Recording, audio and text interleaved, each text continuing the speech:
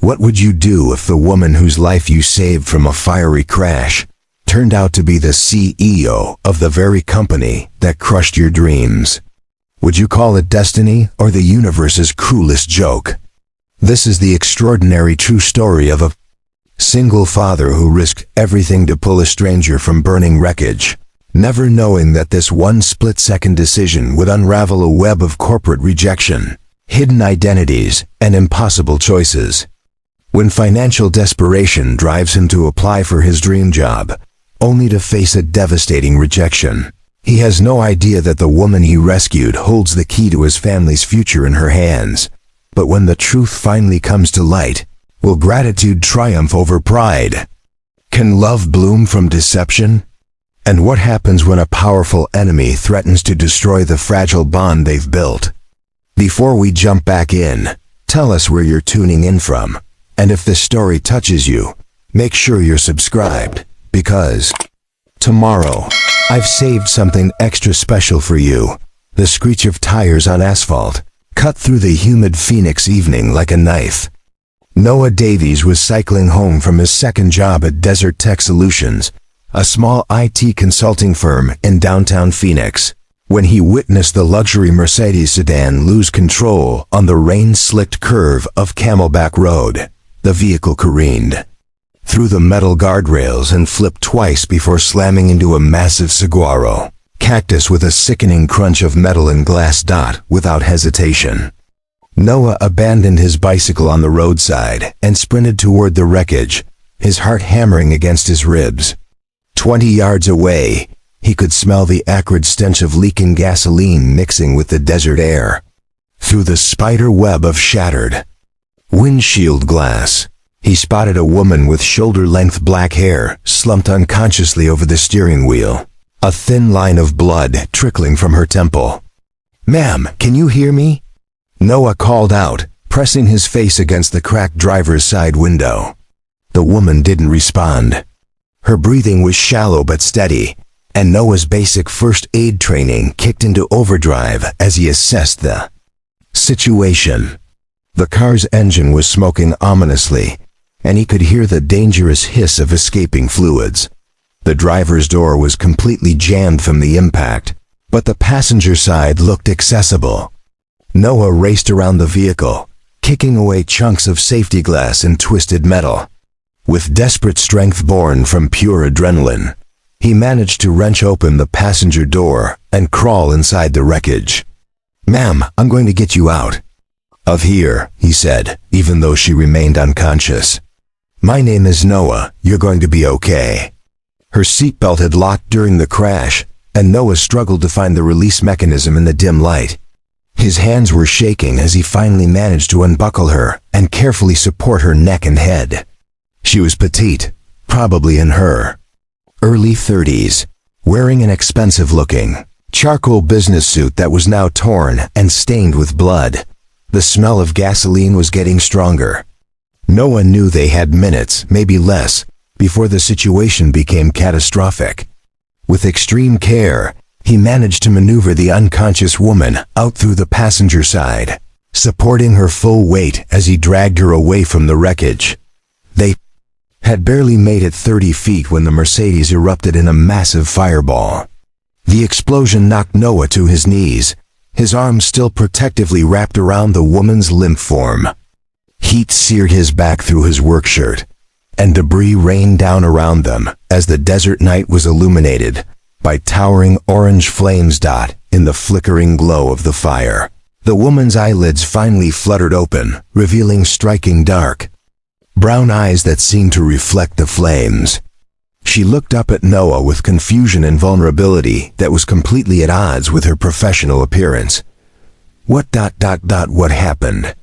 she whispered, her voice barely audible above the crackling of burning metal. "You were in an accident," Noah explained gently, still cradling her head to prevent any sudden movements. "But you're safe now. An ambulance is coming." Indeed, the distant wail of sirens was already growing louder, someone else having called 911 after witnessing the crash. The woman tried to sit up, but Noah held her steady. "Don't move too much. "You might have a concussion or neck injury," he advised. "What's your name?" "Isabella," she managed to say, then seemed to lose focus again. I can't remember." "It's okay, Isabella. Memory issues are normal after head trauma. Just stay still and let the paramedics check you out." As the first ambulance arrived on scene, followed quickly by fire trucks and police cars, Noah found himself reluctantly stepping back to let the professionals take over. The paramedics immediately began assessing Isabella's condition while firefighters worked to contain the blaze that had consumed her vehicle. "Sir, are you the one who pulled her out?" asked a police officer, approaching Noah with a notepad. "Yes, officer. I saw the crash happen and couldn't just leave her there." "That was incredibly brave." Another few minutes in, the officer gestured toward the inferno that had been a luxury car moments before. "You probably saved her life." Noah watched as the paramedics carefully loaded Isabella onto a stretcher. Just before they closed the ambulance doors, she turned her head and their eyes met one final time. Even in her disoriented state, there was something in her gaze that seemed to be memorizing his face, as if she was trying to imprint this moment into her consciousness. "Thank you," she mouthed silently before the doors shut and the ambulance pulled away into the night. The police officer took Noah's statement, praising his quick thinking and heroic actions. After providing his contact information and declining the offer of medical attention for minor burns on his back, Noah retrieved his somewhat damaged bicycle and continued his journey home. He lived in a modest, two-bedroom apartment in Tempe, about 15 minutes from downtown Phoenix.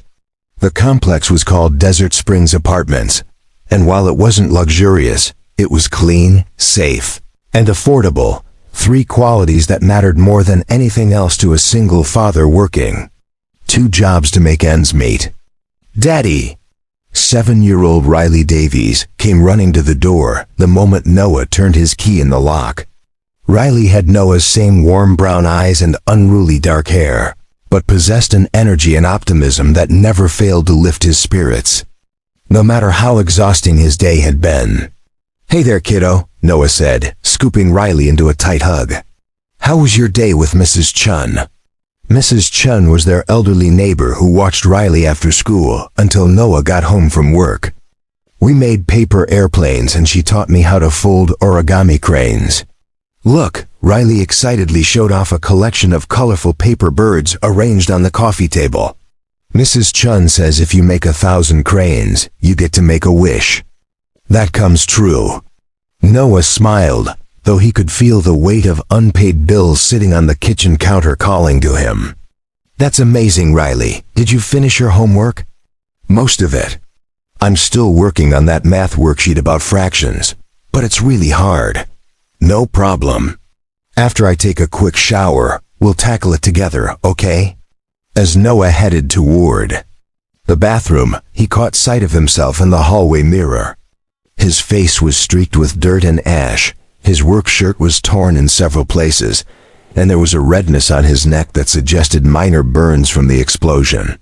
The events of the evening felt almost surreal now, like something from a movie. Rather than his ordinary Tuesday night dot, but as he started the shower and let the hot water wash away the grime and stress of the day, Noah couldn't shake the image of those dark brown eyes looking up at him with such gratitude and intensity. He wondered if Isabella was okay, if she would recover fully from her injuries, and whether she even remembered what had happened once the trauma and medication wore off. What Noah didn't know was that across the city, in the VIP suite of Phoenix General Hospital, Isabella Wong was lying awake despite the pain medication, staring at the ceiling and replaying every detail of her rescue. As the CEO and majority owner of Pinnacle Technologies, one of Arizona's fastest-growing software development companies, she was accustomed to being in control of every situation. But tonight, a complete stranger had risked his life to save hers, expecting nothing in return. In her world of corporate politics, strategic alliances, and calculated relationships, Such selfless action was not just rare, it was virtually extinct. And Isabella Wong was determined to find her guardian angel, no matter what it took. Noah Davies had not always been a man juggling 2 jobs and scrambling to pay bills. 5 years earlier, he had been a promising software architect at Phoenix Dynamic Systems, one of the city's premier tech companies. His specialty was database optimization and system integration, complex work that paid well, and utilized his computer science degree from Arizona State University. But life has a way of reshuffling priorities without warning. When Riley was just 2 years old, Noah's wife Maya was diagnosed with an aggressive form of brain cancer.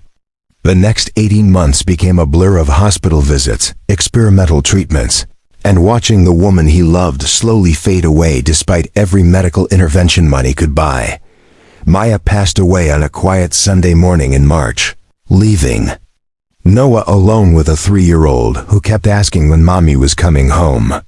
The grief was overwhelming, but Riley needed stability, routine, and a father who could function despite the gaping hole in his chest where his heart used to be.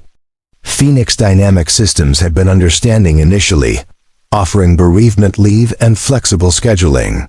But as months stretched into a year, and Noah's performance suffered under the weight of single parenthood and depression, the company's patience wore thin. When the next round of layoffs came, Noah's name was on the list. Preparing and narrating this story took us a lot of time. So if you are enjoying it, subscribe to our channel, it means a lot to us. Now back to the story, that was 3 years ago. Since then, Noah had cobbled together a living through a combination of freelance, IT consulting, and his current position at Desert Tech Solutions, a small firm that specialized in helping local businesses with their computer systems and network troubleshooting.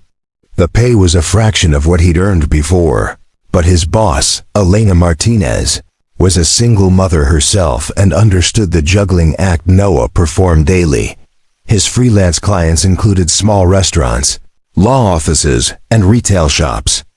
Around Phoenix, businesses that needed technical help but couldn't afford the big consulting firms.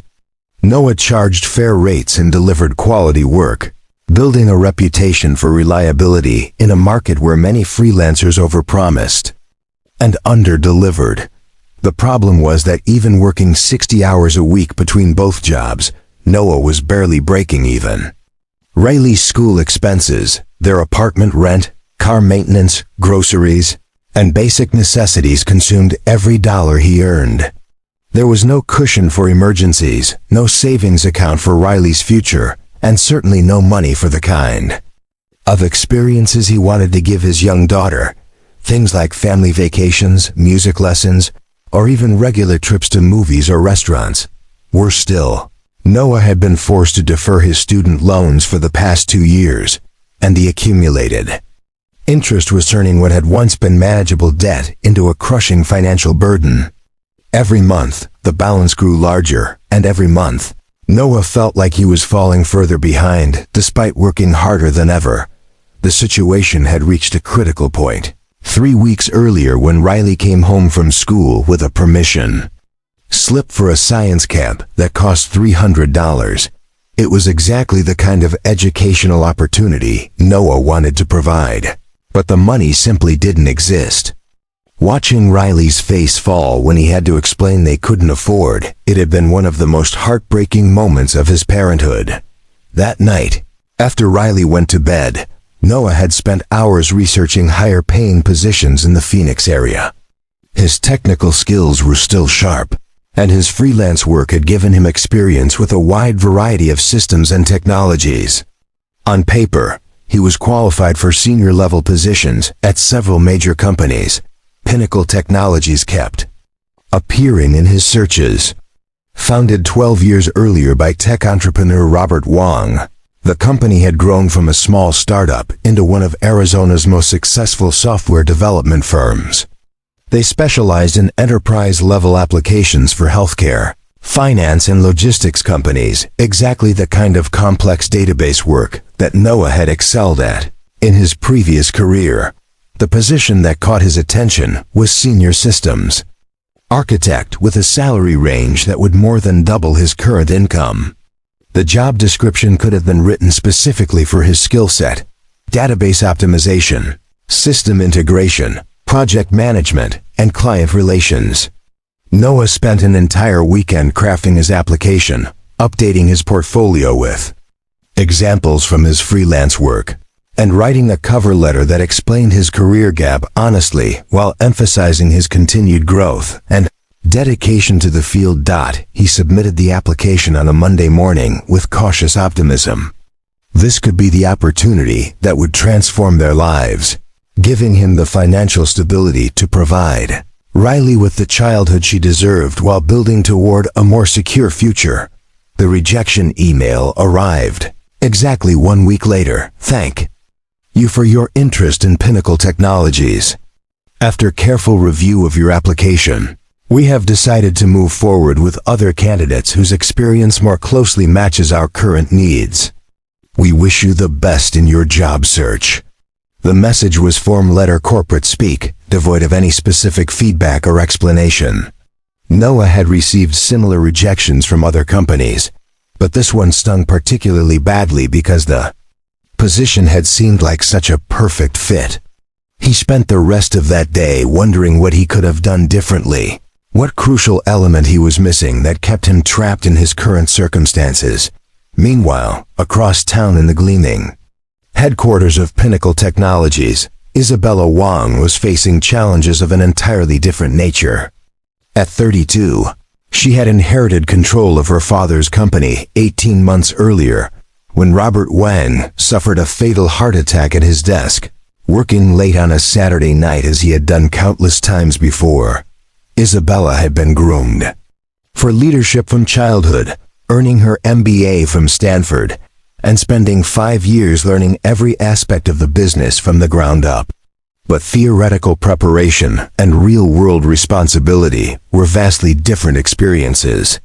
The weight of 200 employees depending on her decisions, millions of dollars in contracts hanging in the balance, and the constant pressure to maintain the company's growth trajectory had taken its toll. Her personal life had become a casualty of her professional obligations. The demanding schedule left little time for relationships, hobbies, or even basic self-care. Most evenings, Isabella worked until 9 or 10 o'clock, then returned to her upscale condo in Scottsdale to eat, take out alone while reviewing reports and preparing for the next day's challenges. The success was undeniable. Under her leadership, Pinnacle Technologies had landed several major contracts and expanded into new markets. Business magazines had featured her on their covers, praising her innovative management style and strategic vision. At industry conferences, she was frequently invited to speak about leadership in tech and the challenges facing young CEOs. But recognition and financial success couldn't fill the growing emptiness in her personal life. Isabella's parents had immigrated from Taiwan when she was young, sacrificing everything to build a better future for their daughter. Her father had worked 16-hour days to establish Pinnacle Technologies, and her mother had supported him while also pursuing her own career as a physical therapist. Isabella had inherited not just her father's company, but also his workaholic tendencies and his belief that personal sacrifice was the price of professional achievement. The problem was that at 32, she was beginning to question whether the cost was worth it. Her closest relationships were with her assistant, her lawyer, and her accountant, all professional connections that revolved around business needs rather than genuine personal bonds. She had friends from college and business school, but those relationships had withered as everyone became consumed with their own careers and family obligations. The loneliness was particularly acute during evenings and weekends when the office was empty and the city seemed to be filled with couples, families, and groups of friends enjoying the kind of social connections that had somehow passed Isabella by. She had wealth, power, and professional respect, but no one to share them with and no clear path toward the kind of meaningful relationships she secretly craved. The irony, was that Isabella's success in business came partly from her ability to read people, understand their motivations, and build strategic partnerships.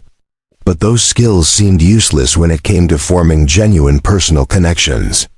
Every interaction felt calculated. Every conversation seemed to have an underlying agenda. And Isabella had lost the ability to trust that people were interested in her rather than what she could do for them. 2 weeks before the car accident, Isabella had attended her business school reunion in California. Watching her former classmates share photos of their spouses, their young families, and their weekend adventures had been more painful than she had expected. Several people had asked about her personal life, and Isabella had deflected with discussions of the company's latest achievements and expansion plans. On the flight back to Phoenix, she had stared out the window at the lights below and wondered if her father had ever felt this isolated despite his success. Robert Wang had been devoted to his family and had always spoken about building the company as a legacy for Isabella's future. But now that the future had arrived, Isabella wasn't sure what she was supposed to do with it. The car accident happened because Isabella had been driving home late from another lengthy day at the office, distracted by a conference call with East Coast clients. She had been thinking about quarterly projections and market expansion when she took the curve on Camelback Road. Too fast for the wet conditions. What she couldn't have anticipated was that her moment of greatest vulnerability would lead to an encounter with someone whose life had been touched by her company's decisions in ways she never could have imagined. Isabella Wang woke up in Phoenix General Hospital with 17 stitches in her forehead, a mild concussion, and an overwhelming obsession with finding the man who had saved her life. The doctors assured her that her injuries were relatively minor. The head wound looked worse than it was, and there appeared to be no lasting neurological damage from the concussion. She would be discharged in 24 hours with instructions to rest and avoid strenuous activity for at least a week, but rest was the furthest thing from Isabella's mind. Every time she closed her eyes, she relived those terrifying moments of regaining consciousness in the wreckage, feeling the heat of approaching flames, and looking up into the face of a complete stranger who had risked his life to save hers. The memory of his voice, calm, reassuring, telling her she was going to be okay, played on repeat in her thoughts. Noah, she whispered to herself, the only concrete detail she could remember from their brief interaction. His name was Noah. The next morning, Isabella's assistant Jennifer Chun arrived at the hospital with a change of clothes, Isabella's laptop, and a stack of documents that required her attention. Jennifer had been with Pinnacle Technologies for 3 years and had become accustomed to Isabella's tendency to work from anywhere. But even she was surprised to find her boss fully dressed and ready to leave the hospital, barely 12 hours after a serious car accident.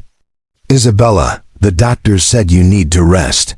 Jennifer protested as she watched her employer ignore the discharge paperwork to scroll through news articles about the crash. The company can function without you for a few days. I'm fine, Jennifer. Just a small bump on the head, Isabella insisted, though she was secretly grateful that the headache had finally subsided. Did the police report mention anything about the person who pulled me from the car? Jennifer consulted her tablet, where she had compiled all the available information about the incident. According to the police report, an unidentified Good Samaritan witnessed the crash and extracted you from the vehicle before it caught fire. He gave a statement to officers, but left the scene after the ambulance departed. The report lists him as Noah Davies, age 34, resident of Tempe. Isabella felt a flutter of excitement. Noah Davies. Now she had a full name to work with. I want to find him, she announced, finally signing the hospital discharge forms. He saved my life, Jennifer. The least I can do is thank him properly. Jennifer raised an eyebrow. In the 3 years she had worked for Isabella, she had never seen her employer show such intense personal interest in anything unrelated to business. I can have our legal team track down his contact information if you'd like. Send him a gift basket or a thank you note. No, Isabella said quickly. I want to meet him face to face. It needs to be personal. Over the next 2 days, while Isabella was supposed to be resting at home, she instead conducted her own investigation into Noah Davies. A basic internet search revealed limited information. He had profiles on professional networking sites. That indicated a background in software engineering and current employment in IT consulting, but no social media presence or personal details. What Isabella did discover was that Noah had previously worked for Phoenix Dynamic Systems, a company she knew well in the local tech industry. A few discreet phone calls to contacts in the field revealed that he had been laid off several years earlier during a period of downsizing, and was now working for a small firm called Desert Tech Solutions while also doing freelance consulting work. The address listed in the police report led Isabella to Desert Springs Apartments in Tempe, a modest complex that was clean but clearly budget-oriented.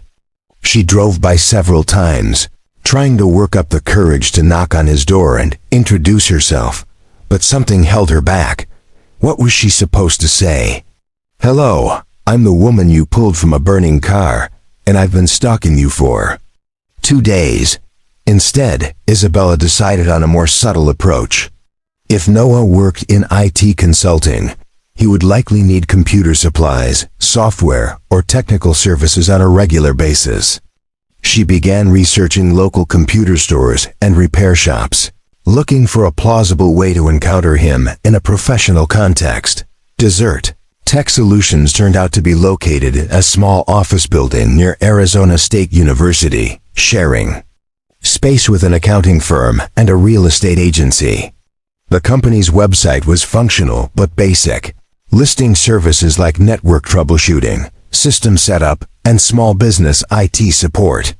Noah Davies was listed as a senior consultant, with a brief bio highlighting his experience in database management and system integration. Isabella's plan was simple. She would visit Desert Tech Solutions with a legitimate computer problem request, Noah specifically based on his expertise, and then find a natural way to reveal her identity and express her gratitude. It seemed foolproof, except for one crucial detail. Isabella's laptop was functioning perfectly, and had been since the day she bought it. This obstacle led to an hour of online research into common computer problems that would require professional attention but wouldn't cause permanent damage to her system. Isabella finally settled on a driver conflict issue that she could artificially create by uninstalling and incorrectly reinstalling certain software components.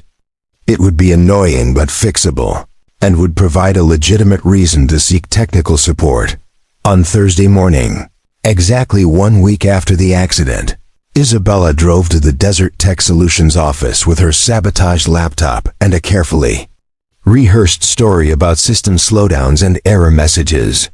The office was smaller than she had expected, with a reception area that consisted of 2 chairs and a desk where a middle-aged woman was answering phones while simultaneously troubleshooting what appeared to be a printer problem. "Good morning," Isabella said, approaching the desk. "I'm having some issues with my laptop and was hoping someone could take a look at it." The website mentioned that Noah Davies specializes in system problems. The receptionist, whose nameplate identified her as Alina Martinez, looked up with a friendly smile. "Noah's out on a client call this morning, but he should be back around noon.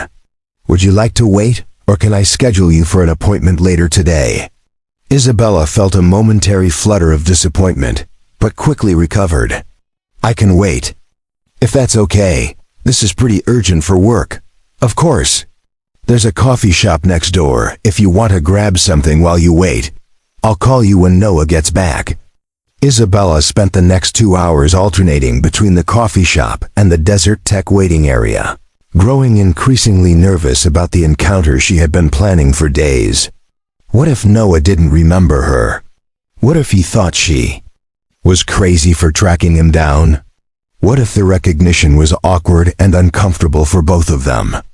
At 11:45 a.m., she heard the office door open and a familiar voice greeting Elena. Hey Elena, the Peterson account is all set up. Their network should be running much faster now. Isabella looked up from the magazine she had been pretending to read and felt her breath catch in her throat. Noah Davies was exactly as she remembered him, medium height, dark hair that looked like it could use a trim, wearing a polo shirt with the Desert Tech Solutions logo. He moved with the kind of quiet confidence that suggested competence without arrogance, and when he smiled at Elena, his whole face lit up in a way that seemed genuinely warm. "Noah, you have a customer waiting," Elena said, nodding toward Isabella. I'm sorry, I didn't catch your name." "Isabella," she said, standing up and extending her hand. "Isabella Wang. I'm having some issues with my laptop." Noah shook her hand politely, and Isabella searched his face for any sign of recognition. There was none. To him, she was simply another customer with a computer problem, not the woman whose life he had saved just 7 days earlier. "Nice to meet you, Isabella. Let's take a look at what's going on." He led her to a small work area equipped with diagnostic tools and extra monitors. Isabella opened her laptop and began describing the symptoms she had artificially created, trying to sound frustrated but not overly technical.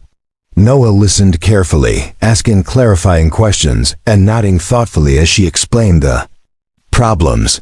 "It sounds like a driver conflict," he said after examining the error logs. "Probably something got corrupted during a recent update. This is actually pretty common and usually straightforward to fix." Isabella watched him work, fascinated by the methodical way he approached the problem. His hands moved confidently over the keyboard, and he explained what he was doing in terms that were technical enough to be credible, but simple enough for a non-expert to understand. There was something inherently calming about his presence, the same quality she remembered from the night of the accident. "So what kind of work do you do?" Noah asked as he ran a diagnostic scan. "You mentioned this was urgent for work." "I'm in software development," Isabella said, which was technically true even if it omitted the crucial detail about her being the CEO. "Database applications, mostly. Enterprise-level stuff." Noah's face brightened with interest. "No kidding. That's actually my background too. I spent several years doing database optimization and system integration before I moved into consulting work." "Really? What made you switch to consulting?" "Consulting." Isabella saw a shadow cross Noah's face, and she immediately regretted the question. "Life circumstances," he said simply. "Sometimes you have to adapt to new priorities." They talked for another 30 minutes while Noah worked on her laptop, and Isabella found herself genuinely enjoying the conversation. He was knowledgeable about the technical aspects of software development, but also had insights into the business side of technology that suggested broader experience than his current position might indicate. More importantly, he was easy to talk to. There was no corporate posturing or professional game playing, just honest communication between two people who shared similar interests. "All right, that should do it," Noah announced, running a final test on her system. "Everything looks normal now. The driver conflicts are resolved, and I updated a few other components while I was at it. Your system should actually run faster than it did before." Isabella accepted her laptop back, noting that he had indeed fixed the problem she had created and probably improved several other aspects of her system's performance. "What do I owe you?" "The diagnostic and repair is $60, Noah said, printing out a receipt. "But honestly, this was pretty minor stuff. If you run into any other issues, don't hesitate to bring it back." Isabella paid with cash, including a $20 tip that made Noah's eyebrows rise slightly. "That's really not necessary," he protested.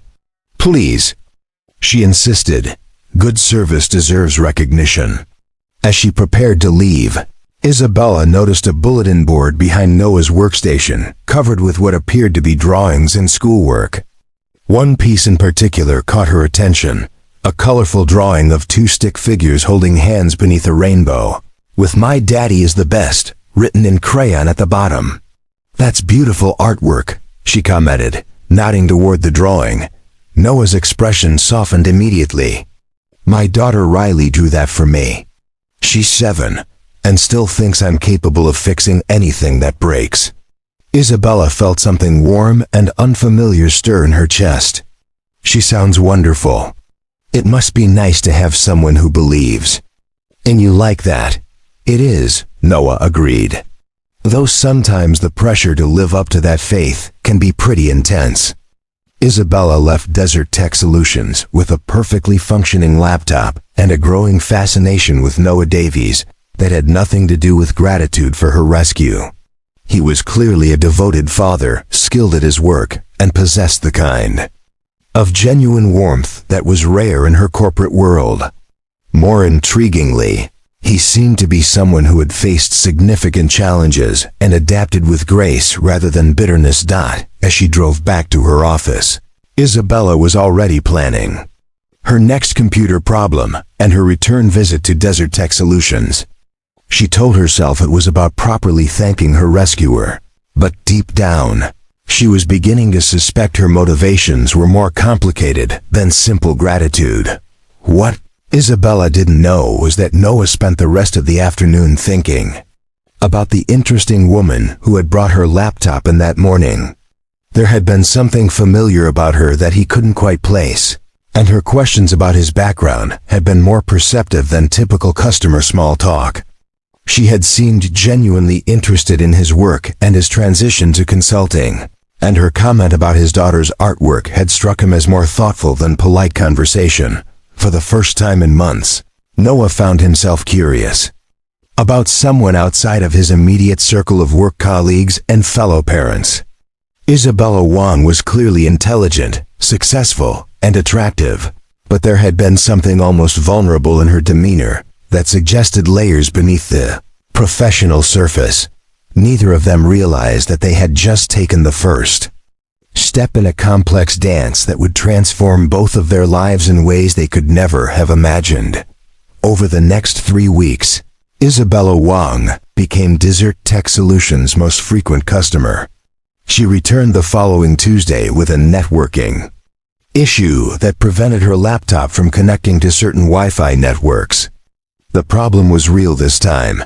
She had spent an hour researching how to create authentic connectivity problems that would require professional diagnosis. Noah greeted her with the same friendly professionalism as before, but Isabella thought she detected a hint of recognition in his smile. "Back again so soon? Don't tell me the driver issues came back."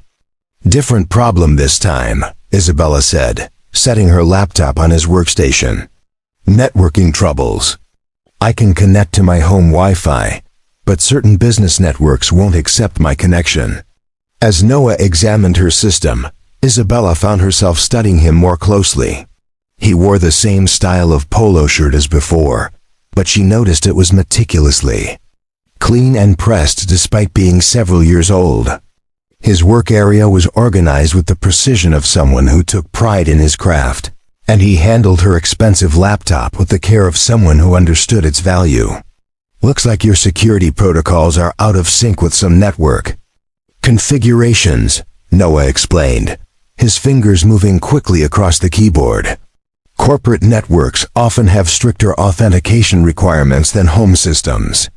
I can update your settings to be more universally compatible." While he worked, they fell into easy conversation about technology trends, industry challenges, and the differences between enterprise and consumer software development.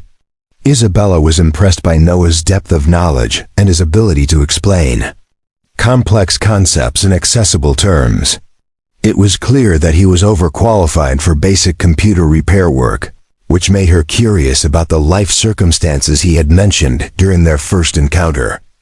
"Can I ask you something?" Isabella ventured as Noah ran diagnostic tests.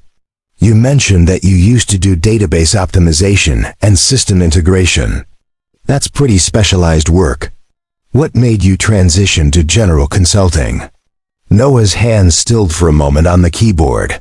"Personal circumstances," he said carefully.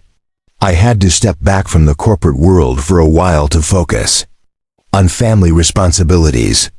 Isabella sensed there was more to the story, but she didn't push. Instead, she said, "That must have been a difficult decision. It takes courage to prioritize what matters most, even when it means professional sacrifice." Noah looked up at her with surprise, as if he hadn't expected such understanding from someone who clearly worked in the corporate world herself. Most people don't see it that way. In the tech industry, career gaps are usually viewed as red flags, rather than life choices. "Most people have never faced real challenges," Isabella replied. "It's easy to judge other people's decisions when you've never had to make difficult ones yourself." There was something in her tone that suggested personal experience with difficult choices, and Noah found himself curious about Isabella's own story. She dressed professionally and spoke knowledgeably about enterprise software, but there was a depth to her observations that hinted at more than just technical expertise. "Your networking issues are resolved," Noah announced, closing the diagnostic window.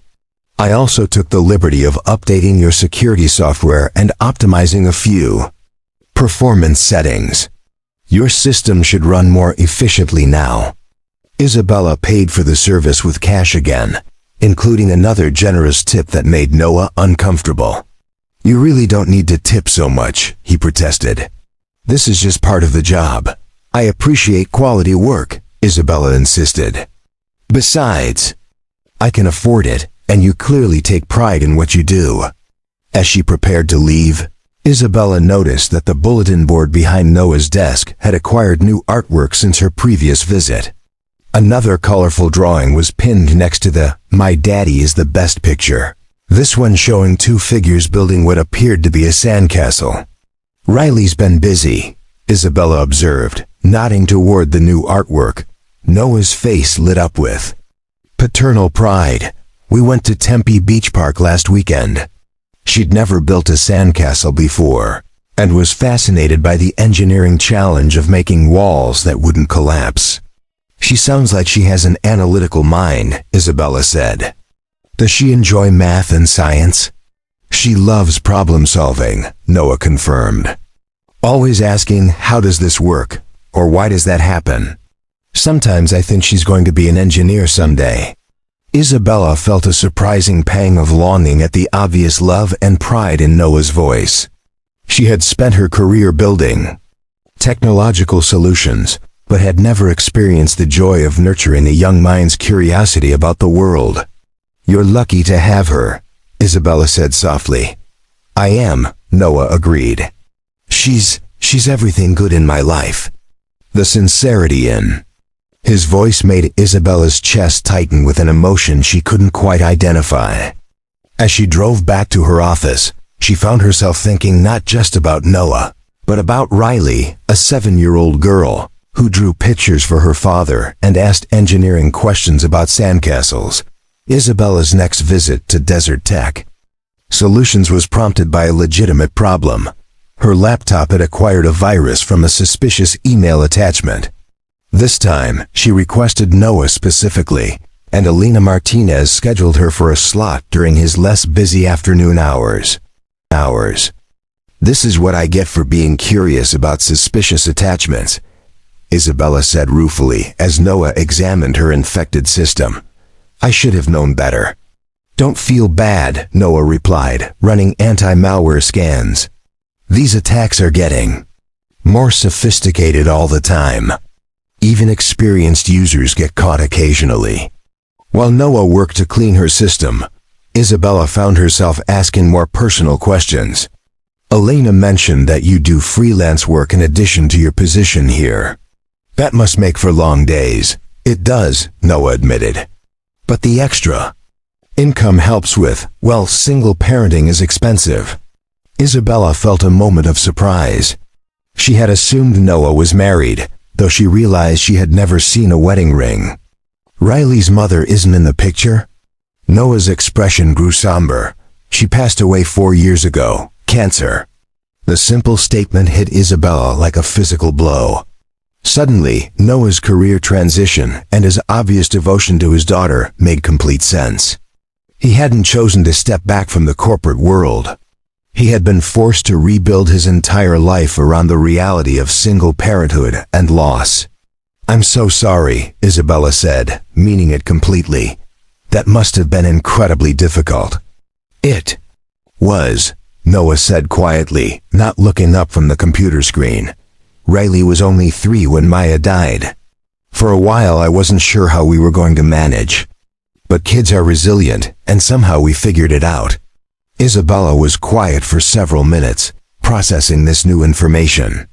The man who had saved her life was also someone who had faced tremendous personal loss and had rebuilt his world around caring for his daughter. The courage required for such a transformation was staggering.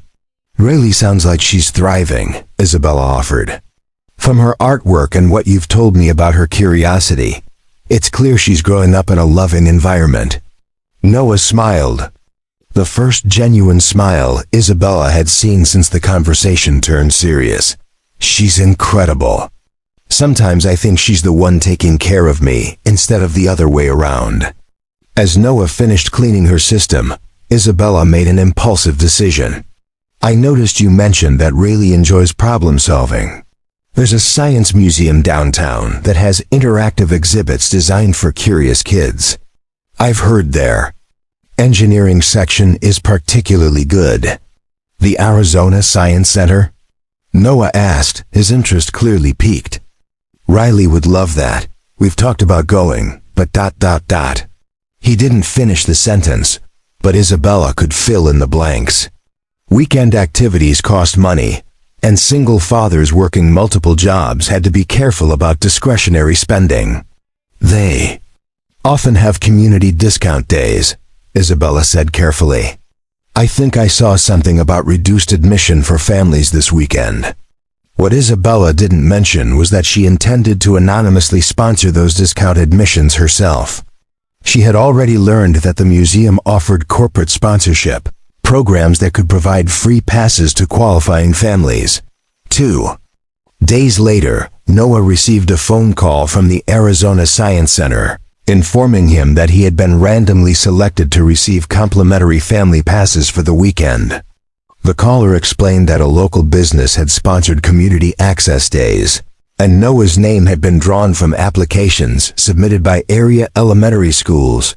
Noah was confused, since he didn't remember submitting any applications, but the museum representative assured him that Riley's school had entered all students automatically for the drawing. When Noah called the school to verify, the secretary confirmed that they had indeed submitted names for various community programs, though she couldn't provide specific details about which businesses were involved. That Saturday, Noah and Riley spent 4 hours at the Science Center, exploring exhibits about physics, chemistry, and engineering. Riley was particularly fascinated by a display that allowed visitors to build bridges and test their load capacity, and she spent nearly an hour constructing increasingly elaborate designs. "Daddy, look!" Riley called out excitedly as her latest bridge successfully supported a model car. "I figured out how to make the supports stronger by connecting them in triangles."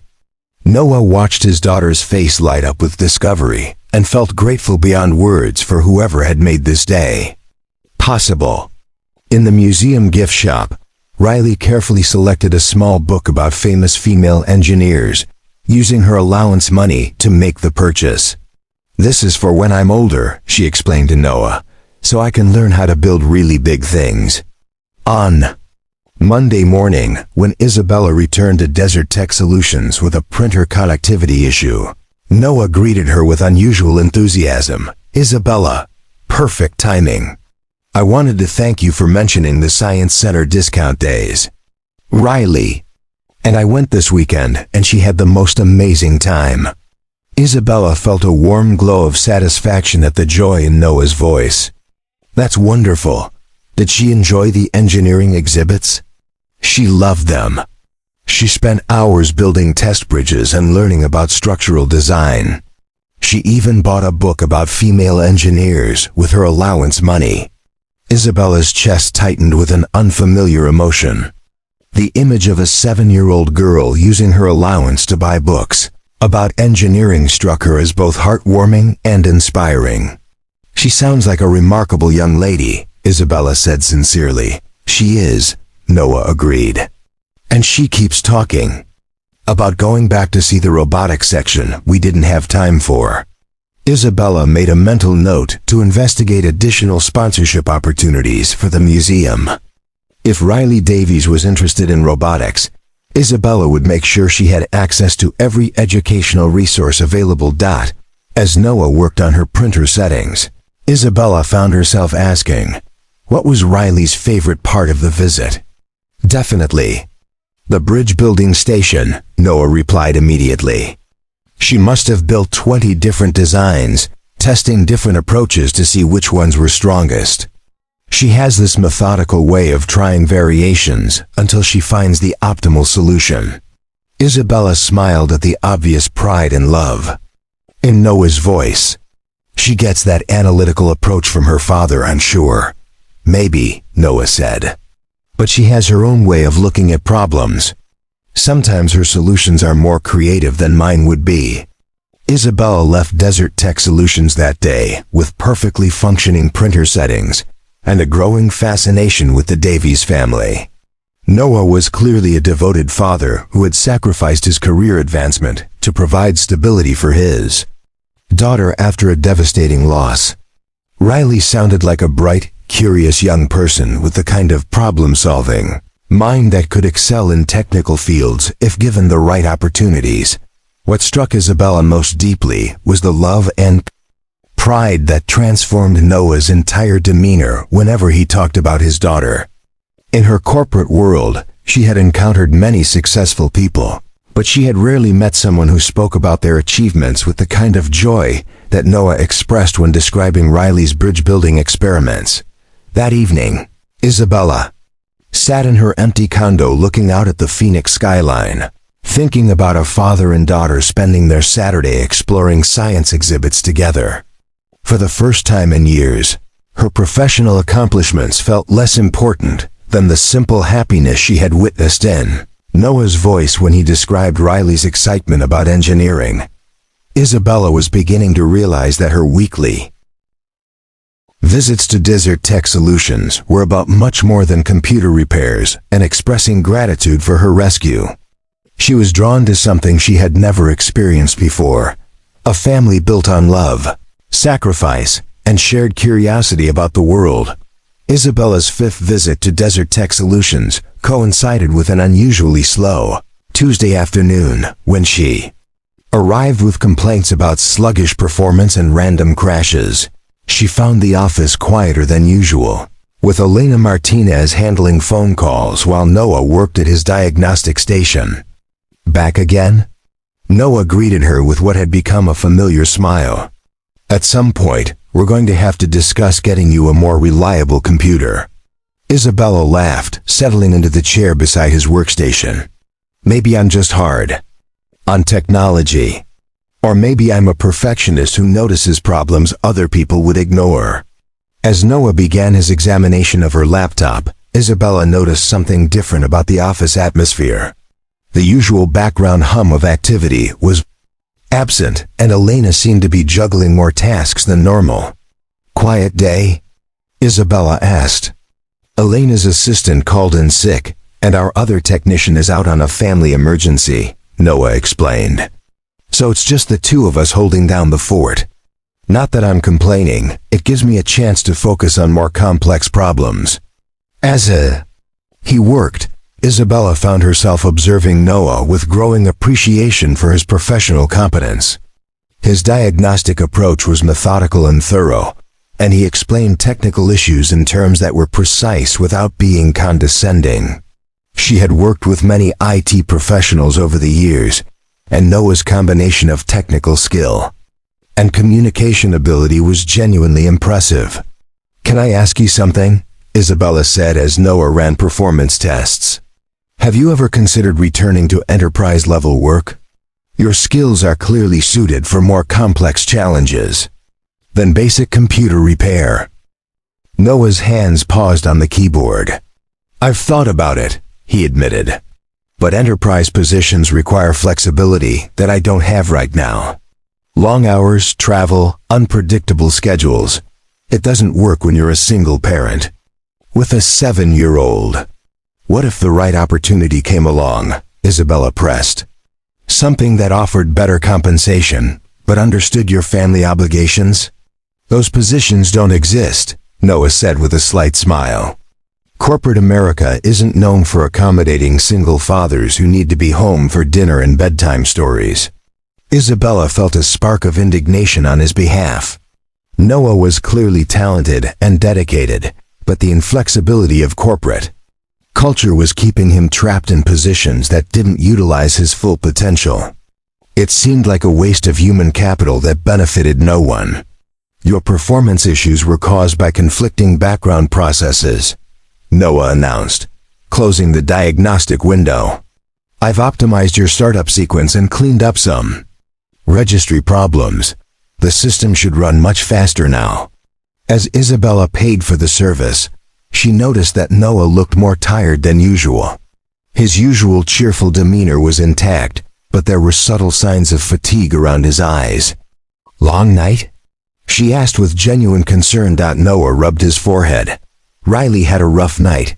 Bad dreams, trouble sleeping. When she can't sleep, I can't sleep." Isabella felt an unexpected pang of sympathy. "Is she okay?" "She's fine," Noah assured her. "Just one of those phases kids go through. She's been having nightmares about losing people she cares about. The school counselor says it's normal for kids who've experienced loss, but it's still hard to watch." The vulnerability in Noah's admission touched something deep in Isabella's chest. She could imagine this caring father sitting up all night, comforting a frightened 7-year-old, then coming to work the next day and performing his job with the same professionalism and attention to detail he always displayed. "That must be emotionally exhausting," Isabella said softly. "It is," Noah acknowledged, "but that's parenthood. Her needs come first, always." As Isabella prepared to leave, she made an impulsive decision. "Noah, this might sound presumptuous, but would you and Riley be interested in having dinner somewhere this week? As a thank you for all the excellent service you've provided." Noah looked surprised by the invitation. "That's very kind of you, but you really don't need to, please," Isabella interrupted. "I enjoy our conversations, and I'd love to meet Riley, if you're comfortable with it." Noah hesitated, clearly torn between politeness and some internal reservation. "Riley doesn't meet many new people," he said carefully. "She can be shy with strangers." "We could go somewhere kid-friendly," Isabella suggested. "Somewhere she'd feel comfortable. Maybe that pizza place near the university that has the arcade games." The mention of arcade games seemed to tip the balance. "She does love those games," Noah admitted. "And she's been asking for pizza all week." They settled on Thursday evening at Gino's Pizza Palace, a family restaurant known for its relaxed atmosphere and extensive selection of arcade games. Isabella spent Wednesday evening researching appropriate conversation topics for 7-year-olds and worrying about whether she would know how to interact with Riley. Thursday arrived with Isabella feeling more nervous than she had before any business presentation. She chose her outfit carefully, professional enough to maintain credibility, but casual enough to seem approachable to a young person. Dark jeans, a soft blue sweater, and minimal jewelry. Isabella arrived at Gino's 5 minutes early and immediately spotted Noah and Riley at a corner booth. Riley was smaller than Isabella had expected, with Noah's dark hair pulled back in a ponytail and bright, curious eyes that were currently focused on the crayon drawings scattered across the table. "Isabella." Noah stood up as she approached, and Isabella was struck by how different he looked outside the office environment. More relaxed, more himself. "This is my daughter Riley. Riley, this is Isabella, the friend I told you about." Riley looked up from her drawings with frank curiosity. "Hi," she said politely. "Daddy says you work with computers too." I do, Isabella confirmed, sliding into the booth across from them. What are you drawing? Robots, Riley announced proudly, turning her artwork so Isabella could see it properly. I'm designing robots that could help people build things. Like construction robots that could work with humans to make buildings safer. Isabella studied the drawings with genuine interest. Despite being created with crayons by a 7-year-old, the design showed remarkable attention to detail and logical thinking about function and form. These are incredible, Riley. I especially like how you've designed the arms to be flexible but strong. That's a real engineering challenge, Riley beamed at the praise. Daddy taught me that the best designs solve real problems. So I try to think about what problems my robots could solve. Over pizza and conversation, Isabella found herself genuinely charmed by Riley Davies. The young girl was articulate, thoughtful, and possessed a natural curiosity about how things worked. She asked Isabella thoughtful questions about her work, listened attentively to the answers, and offered observations that were surprisingly insightful. Do you like building things with computers? Riley asked as they shared a dessert pizza. I do, Isabella replied. But I mostly work on programs that help businesses organize information. It's not as creative as designing robots. But it still helps people, right? Riley persisted. Daddy says the best jobs are ones that help people solve problems. Isabella glanced at Noah, who was watching the interaction with obvious pleasure. Your father is very wise. Yes, my work helps people, but in different ways than robot construction would. After dinner, they moved to the arcade section, where Riley demonstrated surprising skill at various games. Isabella found herself caught up in the young girl's enthusiasm, cheering her successes and offering encouragement during challenging levels. Isabella, watch this. Riley called out from a basketball shooting game. Daddy taught me about trajectory and arc. Isabella watched in amazement as Riley consistently made baskets by applying what appeared to be genuine understanding of physics principles to her shooting technique. Noah stood beside them, beaming with pride at his daughter's accomplishments. She's remarkable, Isabella told Noah quietly while Riley focused on a complex puzzle game. Her combination of creativity and analytical thinking is exceptional. She gets that from her mother, Noah said softly. Maya was an artist, but she also had an engineer's mind. Riley inherited the best of both approaches. As the evening wound down, Riley surprised Isabella by hugging her goodbye, a spontaneous gesture that made Isabella's eyes unexpectedly moist. Thank you for dinner, Riley said politely. And thank you for listening to my robot ideas. Most adults just smile and say, that's nice, without really paying attention. Thank you for sharing them with me, Isabella replied sincerely. I hope you'll keep designing and dreaming big. In the parking lot, as they prepared to go their separate ways, Noah lingered beside Isabella's car. Thank you for tonight, he said earnestly. Riley doesn't open up to new people easily, but she clearly felt comfortable with you. That means a lot. She's an extraordinary young person, Isabella replied. You should be incredibly proud of the job you're doing as her father. I try, Noah said simply. Some days I feel like I'm barely keeping up, but she makes it all worthwhile. As Isabella drove home, she found herself thinking about the Davies family with a mixture of admiration and longing. Noah and Riley had something she had never experienced, a bond built on love, mutual respect, and shared dreams for the future. Their modest circumstances hadn't diminished their joy in each other's company or their excitement about Riley's potential. For the first time in her adult life, Isabella began to question whether professional success was enough. She had built a company, accumulated wealth, and earned industry recognition, but she had never experienced the kind of deep, abiding happiness she had witnessed in Noah's eyes when he watched Riley solve problems and pursue her curiosity about the world. The following week, Isabella found herself returning to Desert Tech Solutions with what she knew was a fabricated computer problem. But this time, her motivation had evolved beyond gratitude or even romantic interest. She was drawn to the Davies family by something deeper, a longing to be part of the kind of loving, supportive relationship they had created together. When Noah greeted her with his now familiar smile and asked about her latest technical difficulties, Isabella realized that her weekly visits had become the highlight of her week.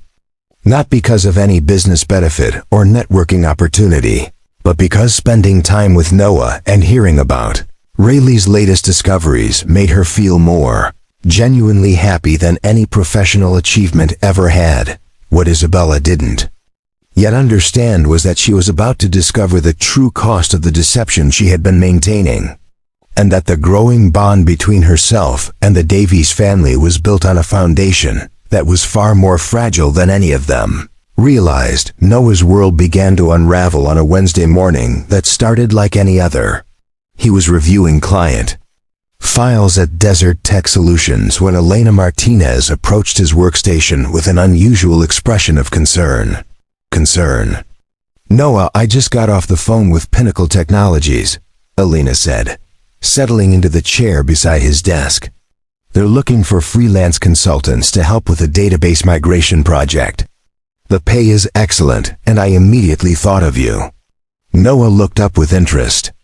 Pinnacle Technologies was one of Phoenix's premier software companies, exactly the kind of client that could provide both good income and valuable experience for his portfolio.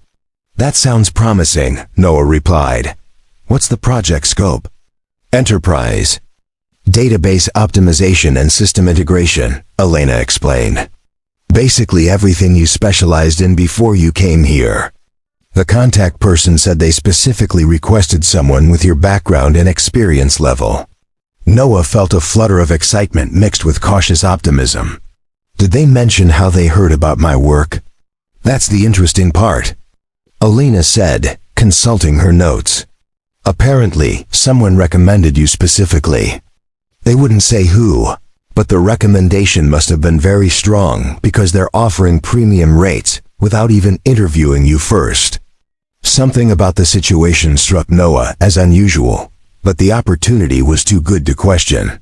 Extensively, premium consulting rates would allow him to reduce his freelance workload, while still maintaining the income he needed for Riley's expenses and their modest lifestyle. "Should I contact them directly?" Noah asked. "Already arranged," Elena smiled. "You have a meeting tomorrow at 2 p.m. with their project manager. The address is downtown, in that new glass building on Central Avenue." The next afternoon, Noah dressed in his best business attire and drove to downtown Phoenix. Pinnacle Technologies occupied several floors of a gleaming office tower, with modern design and high-end furnishings that spoke to the company's success and growth. The receptionist directed Noah to a conference room where he was greeted by a project manager named David Kim, who outlined the database migration project in detail. The work was complex but well within Noah's capabilities, and the compensation was indeed generous, nearly double his usual freelance rates. "This seems straightforward," Noah said after reviewing the project specifications. "When would you need me to start?" "Immediately, if possible," David replied. "We're on a tight timeline, and our CEO has made this project a high priority." As they concluded the meeting, David handed Noah a folder containing additional project details and security protocols. "You'll be working closely with our technical team, and you'll have direct access to our CEO if any major decisions need to be made." "Your CEO gets involved in technical projects?" Noah asked with surprise. "Isabella Wang is very hands-on with important initiatives," David explained. "She has a strong technical background and likes to stay informed about." Noah's blood went cold. "Did you say Isabella Wang?" "Yes, she's our CEO and majority owner. Brilliant woman, inherited the company from her father and has grown it significantly. Do you know her?" Noah's mind raced as pieces began falling into place. Isabella Wang, CEO of Pinnacle Technologies. The same company whose HR department had rejected his job application 6 weeks earlier with a form letter dismissal. "I need to think about this opportunity," Noah said carefully, standing up from the conference table. "Can I get back to you tomorrow?" David looked surprised by the sudden change in Noah's demeanor, but agreed to hold the position open for 24 hours. Noah drove home in a state of growing agitation and confusion. Isabella Wang, the woman he had been having dinner with and sharing personal conversations with for weeks, was the CEO of the company that had rejected his application without even granting him an interview. That evening, after Riley went to bed, Noah sat at his kitchen table with his laptop and began researching Isabella Wang more thoroughly than he ever had before. What he discovered made his stomach turn. Isabella Wang, age 32, CEO of Pinnacle Technologies since inheriting the company from her deceased father, graduate of Stanford Business School. Estimated net worth in the tens of millions. Featured on the covers of business magazines as one of Arizona's most successful young executives, but it was the photographs that hit Noah like a physical blow. Professional headshots of Isabella at industry conferences, awards ceremonies, and corporate events. The same face that had smiled at him across pizza tables and listened to Riley's robot designs with apparent genuine interest. Noah's phone buzzed with a text message from Isabella. "Hope you're having a good evening. Looking forward to seeing you tomorrow for my printer problems." The casual, friendly tone of the message felt like mockery now. Noah stared at his phone, trying to process the magnitude of the deception. Isabella Wang, billionaire CEO Isabella Wang, had been pretending to be an ordinary customer while secretly manipulating his professional opportunities and probably laughing at his naivety. Noah spent the night alternating between anger and humiliation. How many of his recent lucky breaks had actually been Isabella's manipulations? The Science Museum passes for Riley, the referral to Pinnacle Technologies. Even the consistent computer problems that had brought Isabella to Desert Tech Solutions week after week. The next morning, Noah called David Kim and declined the consulting position, citing personal reasons. Then he drove to Isabella's office building. Pinnacle Technologies' executive floor was even more impressive than the conference rooms, with floor-to-ceiling windows overlooking the Phoenix skyline and artwork that probably cost more than Noah earned in a year. The receptionist informed him that Miss Wang was in meetings, but Noah insisted he would wait. 2 hours later, Isabella emerged from a conference room surrounded by executives in expensive suits. She was dressed in professional attire that probably cost more than Noah's monthly rent, and she moved with the confident authority of someone accustomed to being the most important person in any room. When Isabella spotted Noah sitting in the waiting area, her face went through a series of expressions: surprise, confusion, and then what looked like fear. "Noah," she said, approaching him cautiously. "What are you doing here?" "I think you know exactly why I'm here, Ms. Wang," Noah replied, standing up. "Or do you prefer Isabella? I'm having trouble keeping track of which version of you is real." Isabella glanced around at the other executives and employees who were beginning to notice the confrontation. "Can we discuss this privately?" "My office is—" "No," Noah said firmly. "I'm not interested in more lies and manipulation. I know who you are, Isabella. I know about Pinnacle Technologies, I know about your net worth, and I know that you've been playing games with my life for weeks."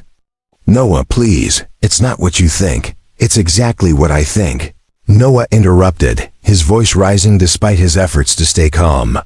"You're the CEO of the company that rejected my job application without even granting me an interview. Then you decided it would be amusing to play fairy godmother, manipulating my opportunities while pretending to be just another customer." Isabella's face had gone pale. "The job application.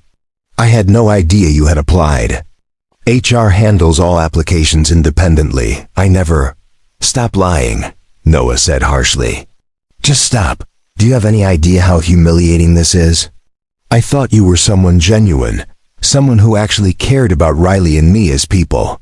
But we were just your charity project, weren't we? The poor single father and his cute daughter, perfect subjects for your guilt-ridden philanthropy. That's not true, Isabella protested, tears beginning to form in her eyes. My feelings for you and Riley are completely genuine. The help I provided wasn't about charity. It was because I care about both of you. You care about us. Noah laughed bitterly. You don't even know us. You've been interacting with some fantasy version of our lives while hiding your true identity. That's not caring, Isabella. That's manipulation. The elevator opened and several more employees stepped out, clearly curious about the raised voices in their normally quiet executive suite. Isabella looked around desperately. Noah, please let me explain. Explain what? How you rejected my application while secretly deciding I was worthy of your pity? How you manipulated situations to make yourself feel better about your guilt? How you involved my daughter in your elaborate deception? The mention of Riley seemed to hit Isabella like a physical blow. I never meant to hurt Riley. Everything I did because she's an amazing young person who deserves every opportunity. Don't you dare, Noah said, his voice shaking with anger. Don't you dare use my daughter to justify your lies. Riley trusted you, opened her heart to you, and you were lying to her the entire time. I wasn't lying about caring for her, Isabella said desperately. Or about caring for you. Yes, I should have told you who I was from the beginning, and I'm sorry for that. But my feelings are real, Noah. What we've built together is real. What we've built. Noah stared at her in disbelief. We haven't built anything, Isabella. You created an elaborate fiction and convinced me to participate without my knowledge or consent. That's not a relationship. It's a manipulation. Noah turned toward the elevator, then stopped and looked back at Isabella one final time. Stay away from us, he said quietly. Riley has been through enough loss and disappointment. She doesn't need to discover that someone else she trusted was lying to her.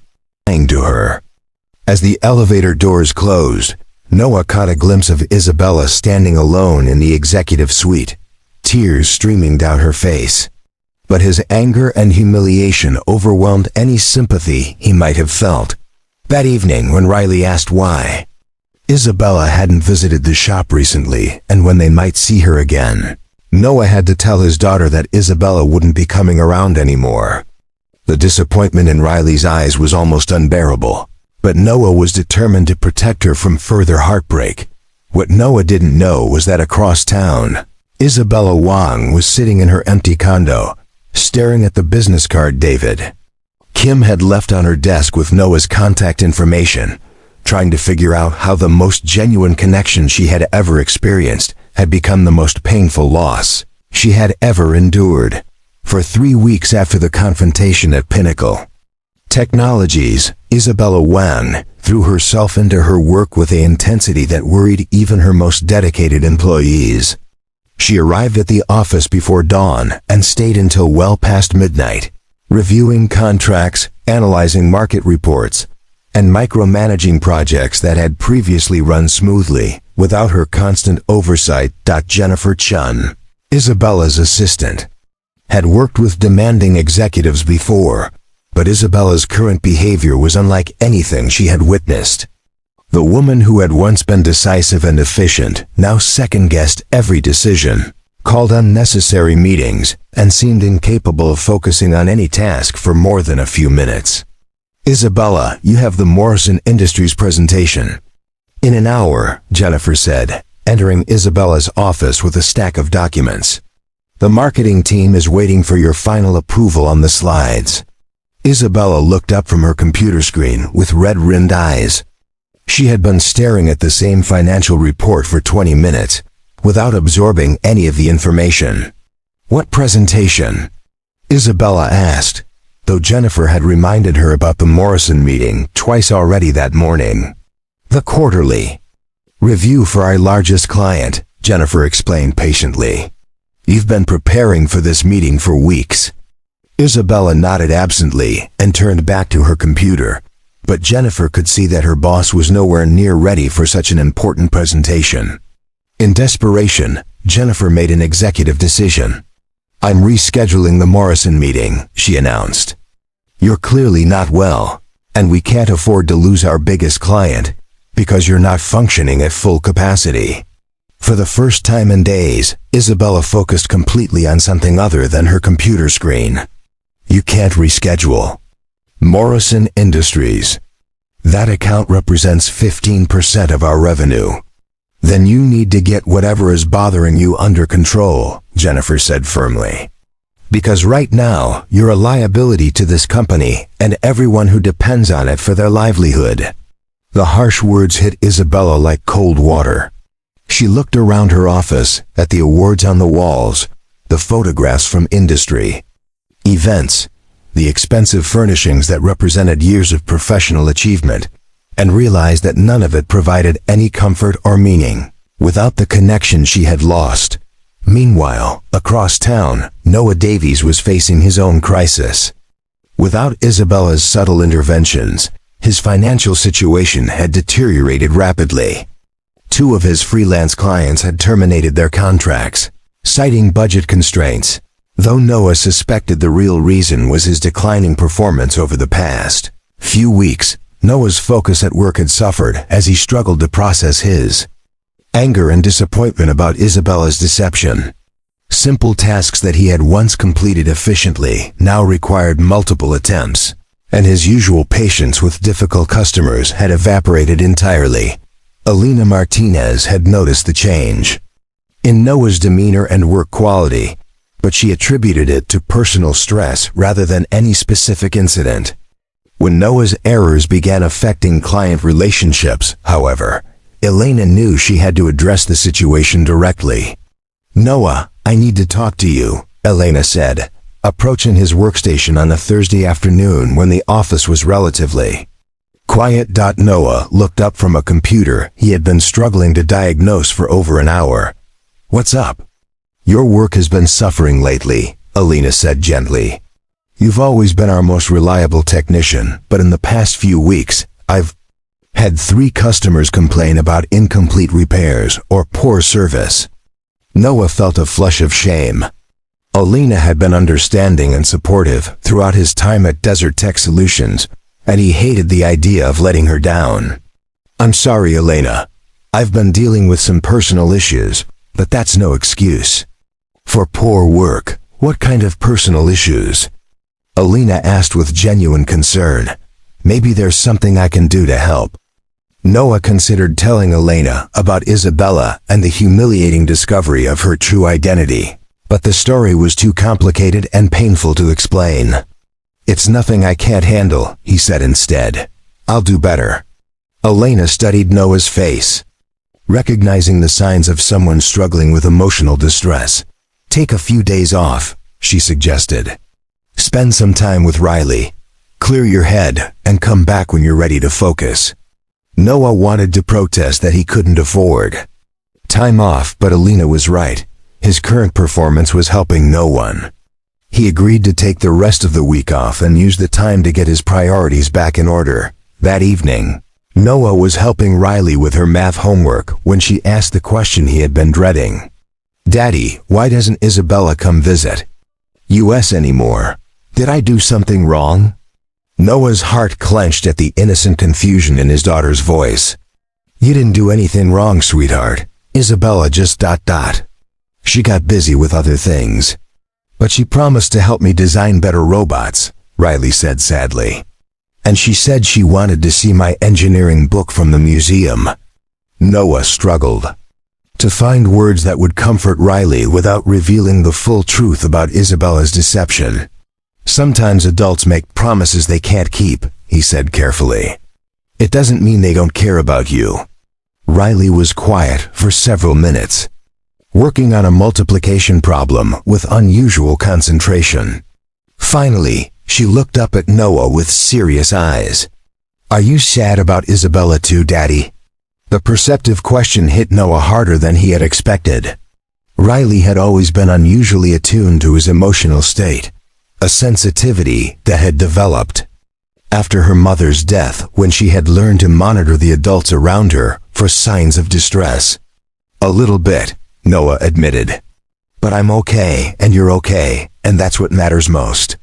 Riley nodded solemnly and returned to her homework, but Noah could see that she was still processing the loss of someone who had become important to her in a very short time. What Noah didn't know was that his troubles were about to get much worse. 2 days later, he received a certified letter that made his blood run cold. The return address was from the law offices of Bradford, Hayes, and Associates, one of Phoenix's most expensive legal firms.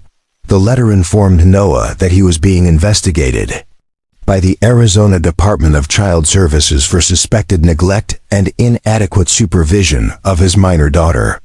The complaint had been filed anonymously, but included detailed allegations about Noah's work schedule, Riley's after-school care arrangements, and what the complainant characterized as unstable living conditions. Noah read the letter 3 times before the full implications sank in. Someone was attempting to have Riley removed from his custody, and they had hired high-powered attorneys to make it happen. The letter requested that Noah appear for an interview with DCS representatives within 10 days, and warned that failure to cooperate could result in immediate intervention to ensure Riley's safety and welfare. Noah's hands were shaking as he reached for his phone to call the Legal Aid Society. He had no idea who might have filed such complaints or why, but he knew that fighting a custody battle against well-funded opponents would require legal representation he couldn't afford. As he waited on hold for a legal aid attorney, Noah stared at Riley's latest artwork on the refrigerator, a drawing of the 2 of them building sandcastles at the beach, with the caption, "My Daddy and Me," written in careful 7-year-old handwriting. The thought of losing Riley was more terrifying than any financial crisis or professional setback he had ever faced. But as Noah listened to the hold music and prepared to fight for his daughter's future, he had no idea that the anonymous complaint had been filed by someone with a very personal agenda and the resources to make his worst fears come true. Anonymous complainant who had filed the report with Arizona Department of Child Services was Marcus Bradford, a prominent family law attorney who specialized in high-stakes custody cases. Bradford had been hired by someone willing to pay premium rates for a comprehensive investigation into Noah Davies' fitness as a parent. Bradford's initial report painted a damning picture of Noah's circumstances: a single father working multiple jobs with irregular hours, relying on elderly neighbors for childcare, living in modest apartments with a history of financial instability and employment gaps. The report characterized Riley as at risk due to inadequate supervision and her father's inability to provide consistent care. What the report didn't mention was that Bradford's investigation had been thorough enough to uncover Noah's connection to Isabella Wong, CEO of Pinnacle Technologies. This information had been particularly interesting to Bradford's client, who had very specific reasons for wanting leverage over Isabella's personal relationships. The client was Richard Chun, Jennifer Chun's older brother and a former business partner of Isabella's father. 5 years earlier, Richard had been forced out of Pinnacle Technologies following a financial scandal involving misappropriated funds and falsified contracts. Isabella's father had managed to avoid criminal charges by returning the stolen money, but Richard had been left with massive legal debts and a ruined reputation in the Phoenix business community.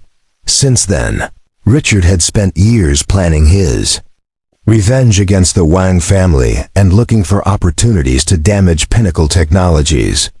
When his sister Jennifer mentioned Isabella's unusual behavior and her mysterious weekly absences from the office, Richard had hired a private investigator to follow Isabella and document her activities. The investigator's reports about Isabella's visits to Desert Tech Solutions and her growing relationship with Noah and Riley had given Richard exactly the leverage he had been seeking. If he could threaten Noah's custody of Riley, He could force Isabella to make concessions that would benefit him financially while damaging her emotionally. Richard's plan was elegant in its cruelty. He would use his legal connections to build a case for removing Riley from Noah's custody, then approach Isabella with an offer to make the problem disappear in exchange for a substantial financial settlement and business concessions. Noah's first meeting with the DCS caseworker took place on a gray Monday morning in a sterile government office building. The caseworker, a tired-looking woman named Sandra Williams, reviewed Noah's file with the practiced efficiency of someone who had seen too many troubled families. "Mr. Davies, we've received some concerning reports about your daughter's living situation," Sandra began, consulting her notes. "Can you tell me about your current employment and childcare arrangements?" Noah explained his work schedule at Desert Tech Solutions and his freelance consulting activities, emphasizing that he was always home in time for dinner and bedtime routines. He described Mrs. Chun's role as Riley's after-school caregiver and provided documentation of his income and housing stability. "The report suggests that your work obligations prevent you from providing adequate supervision for Riley," Sandra continued. "There are also concerns about her emotional well-being following the loss of her mother." "Riley is thriving," Noah said firmly. "She's an excellent student, she has friends at school, and she's been seeing the school counselor regularly to help her process her grief. I can provide references from her teachers, her counselor, and our neighbors." Sandra made notes as Noah spoke, but her expression remained neutral and professional. "We'll need to schedule a home visit to assess Riley's living conditions, and we'll want to interview her separately to understand her perspective on the situation." The home visit was scheduled for the following week, giving Noah time to prepare Riley for the interview without alarming her about the serious nature of the investigation. He explained that a social worker would be visiting to ask questions about their family, and that Riley should answer honestly about their daily routines and how she felt about their life together. The night before the home visit, Noah spent hours cleaning their modest apartment and organizing Riley's school papers, artwork, and other evidence of her healthy development. He prepared a folder of documentation, Riley's report cards, medical records, letters from teachers, and photographs showing their activities together. Sandra Williams arrived promptly at 10 a.m. with a colleague who specialized in interviewing young people. They spent 2 hours examining the apartment, reviewing Noah's documentation, and observing his interactions with Riley.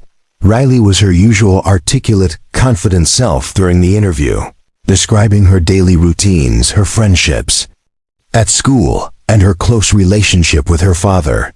When asked about her mother's death, Riley spoke matter-of-factly about missing Maya, while also expressing contentment with her current life.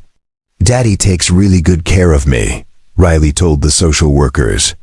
"He helps me with homework and he listens to my robot designs, and he always makes sure I'm safe and happy."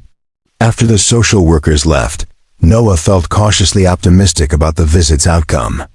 Riley's obvious health and happiness, combined with the evidence of stable housing and consistent care, seemed to contradict the allegations in the anonymous complaint.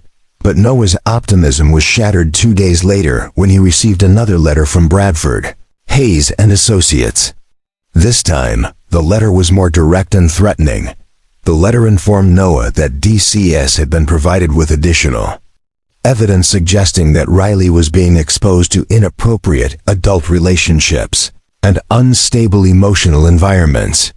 The letter specifically mentioned Isabella Wong by name and suggested that Noah's involvement with wealthy individuals of questionable character raised concerns about his judgment and priorities. More devastatingly, the letter announced that Bradford's clients were prepared to file for emergency custody of Riley, claiming that immediate intervention was necessary to protect her welfare. The letter stated that a hearing had been scheduled for the following Friday, just 5 days away, and that Noah would need legal representation to contest the action. Noah's hands shook as he read the letter a second time. Someone with Significant resources and legal expertise was systematically attacking his fitness as a parent, and they seemed to have inside information about his relationship with Isabella. That evening, after Riley went to bed, Noah sat at his kitchen table, trying to figure out who might have filed the complaint and why. The mention of Isabella by name suggested that the attack was connected to her somehow, but Noah couldn't imagine what enemies Isabella might have who would target him and Riley as a way to hurt her. The legal aid attorney Noah consulted was honest about the challenges he faced. Emergency custody hearings favored whoever could present the most compelling case quickly, and Noah's opponents clearly had the resources to hire experienced attorneys and private investigators. They're using your relationship with Isabella Wang against you, the attorney explained. The implication is that you're an unstable person who gets involved with inappropriate relationships that could affect Riley's welfare. But I ended that relationship weeks ago, Noah protested. And there was never anything inappropriate about it. The timing doesn't matter to a family court judge, the attorney warned. What matters is the pattern of behavior they're alleging, and whether they can convince the court that Riley would be better off in someone else's custody. As Friday's hearing approached, Noah faced the terrifying possibility that he might lose Riley not because of anything he had done wrong, but because someone with money and legal connections had decided to use his daughter as a weapon in some larger conflict he didn't understand. What Noah still didn't know was that across town, Isabella Wang had received her own visit from Marcus Bradford and was about to learn exactly what price someone was willing to pay to destroy the most important relationship of her life. Isabella Wang was reviewing quarterly reports in her office when Jennifer Chun knocked urgently on her door, her face pale with distress. "Isabella, there's someone here to see you," Jennifer said, her voice shaking.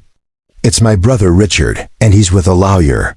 They're demanding to speak with you immediately." Isabella looked up in confusion. She knew Jennifer had an older brother, but had never met him and couldn't imagine why he would be visiting with legal representation. "Send them in," Isabella said, closing her laptop and preparing for what was clearly going to be an unpleasant conversation. Richard Chun entered her office with the swagger of someone who believed he held all the cards. He was accompanied by a sharp-dressed attorney who introduced himself as Marcus Bradford from Bradford, Hayes and Associates. "Isabella Wang," Richard said with a cold smile. "You probably don't remember me, but I worked with your father before. He decided to destroy my career over some minor financial disagreements." Isabella's memory clicked into place. Richard Chun had been her father's business partner until he was caught embezzling funds and falsifying contracts. Her father had covered the losses to avoid criminal prosecution, but Richard had been permanently expelled from the company. "What do you want, Richard?" Isabella asked directly. "I want what your family owes me," Richard replied. 5 years of lost income, legal fees, and damaged reputation. Let's call it an even $10 million. Isabella almost laughed at the audacity. "You stole from my father's company. We owe you nothing." "That's where you're wrong," Bradford interjected, opening his briefcase and placing a folder on Isabella's desk. "We have evidence that you've been inappropriately involved with a man named Noah Davies and his 7-year-old daughter.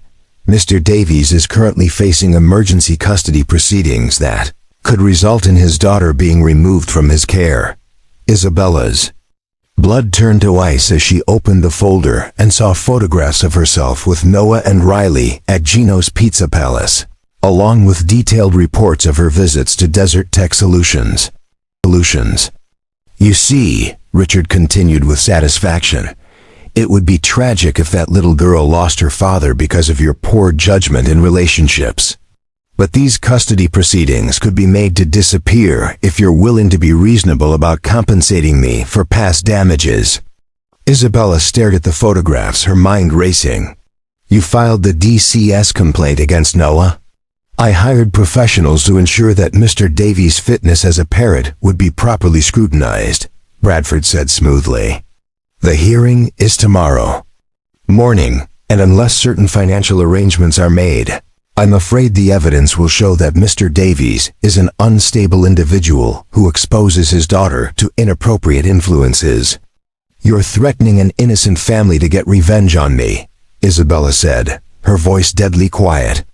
I'm protecting a vulnerable young person from a potentially harmful situation, Richard replied. But if you want to resolve this matter privately, I'm sure we can reach an understanding. Isabella looked at the photographs again, seeing Riley's bright smile as she showed off her robot drawings, remembering Noah's gentle pride as he talked about his daughter's curiosity and intelligence. The thought of Riley being torn away from her loving father because of Isabella's connection to their lives made her feel physically sick, but it also ignited a fury she had never experienced before. Get out of my office, Isabella said, standing up slowly. Both of you. I don't think you understand the gravity of, Bradford began. I understand perfectly, Isabella interrupted. You're blackmailing me using an innocent family as leverage. But you've made one crucial mistake. What's that? Richard asked, his confident smile beginning to waver. Isabella picked up her phone and dialed her attorney's direct line. You assumed I would be too afraid to fight back. The next morning, Isabella Wong walked into the Maricopa County family court flanked by 3 of Phoenix's most expensive attorneys. She had spent the entire night working with her legal team, private investigators, and forensic accountants to build a case that would destroy Richard Chun's revenge plot and protect the Davies family. When Noah saw Isabella enter the courtroom, his first emotion was anger. But when she turned to look at him with eyes red from crying and sleepless determination, he realized that something fundamental had changed. Isabella Wong had come to fight for Riley's future, and she had brought every resource at her disposal to ensure that an innocent family would not become casualties in someone else's war of revenge. The custody hearing began with Marcus Bradford presenting his case against Noah Davies with practiced efficiency. He painted a picture of an unstable single father who worked excessive hours, relied on inadequate childcare, and had demonstrated poor judgment by becoming involved with individuals of questionable character. Your Honor, Bradford concluded, our clients are prepared to provide Riley Davies with a stable 2-parent home, excellent educational opportunities, and the kind of consistent supervision that her current situation cannot offer. Noah's legal aid attorney did her best to counter Bradford's arguments, but it was clear that she was outmatched by the resources and preparation of her opponents. Then Isabella's lead attorney, Margaret Torres, stood up to address the court. Your Honor, I represent Ms. Isabella Wong, who has been falsely implicated in this proceeding. We have evidence that this entire custody challenge is not about Riley Davies' welfare, but about a scheme to extort money from my client using this innocent family as leverage. Isabella watched as her legal team systematically destroyed Richard Chun's credibility. They presented evidence of his previous embezzlement conviction, documentation of his threats against Isabella, and recordings of his conversations with Bradford about using the custody case as blackmail. Furthermore, Your Honor, Torres continued, we have conducted our own investigation into Noah Davies' fitness as a parent. Riley's teachers describe her as a happy, well-adjusted young person who excels academically and socially. Her pediatrician confirms that she receives excellent medical care. Her school counselor reports that she has processed her mother's death in healthy ways with her father's loving support. Isabella had spent her own money to hire child psychologists, education experts, and family specialists to evaluate Noah's parenting. Every report concluded that Riley was thriving in her father's care. The judge reviewed the evidence with growing displeasure at the manipulation that had brought the case to her courtroom. Mr. Bradford, it appears that your clients have used this court system to pursue a personal vendetta. This custody petition is dismissed, and I'm referring this matter to the district attorney for investigation of possible criminal charges. As Richard Chun and Bradford fled the courtroom in disgrace, Isabella approached Noah cautiously. He looked exhausted but relieved, and when Riley ran to hug him, Isabella saw the pure love that had always defined their relationship. "Thank you," Noah said quietly to Isabella. "You didn't have to do that." "Yes, I did," Isabella replied. "Riley deserves to stay with the person who loves her most." 1 year later, Noah Davies stood in his new home office, reviewing code for a database optimization project that would launch next month. As Chief Technology Officer of Pinnacle Technologies, he had found the perfect balance between challenging technical work and family responsibilities. Isabella had restructured the company's policies to support working parents, creating an environment where Noah could excel professionally while never missing Riley's school events or bedtime stories.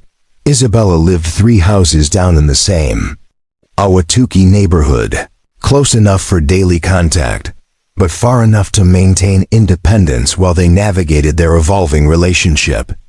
They had never formally defined what they were to each other, but their connection had grown stronger through honest communication and shared commitment to Riley's well-being.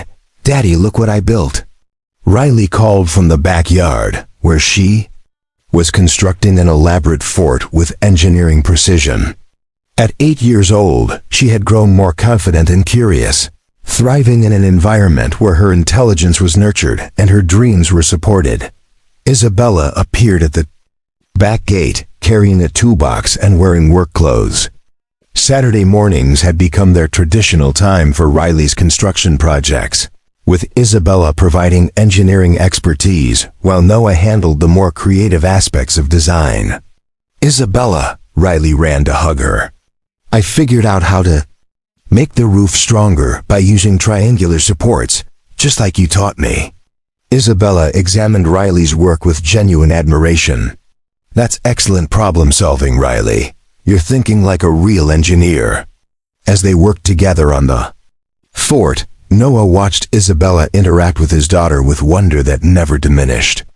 Isabella had proven her love for Riley not through grand gestures or expensive gifts, but through consistent presence, patient teaching, and unwavering support.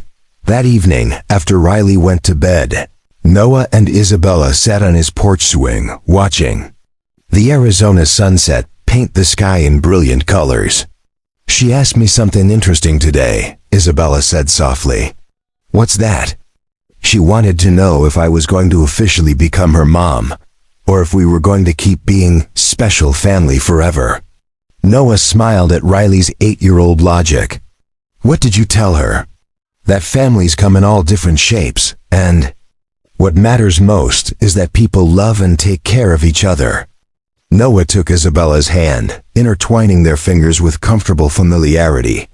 "She's right, though. We should probably figure out what we're doing." Isabella leaned against his shoulder, feeling the contentment that came from belonging somewhere. "Completely. We're building something that's never existed before. A family based on choice rather than obligation. Love rather than legal documents." Inside the house, Riley Davies sat at her bedroom window, watching her father and Isabella on the porch swing. She smiled as she closed her diary, where she had written in careful 8-year-old handwriting, "Mission accomplished. My family is complete now, and everyone is happy." Sometimes the best plans are the ones that take time to work.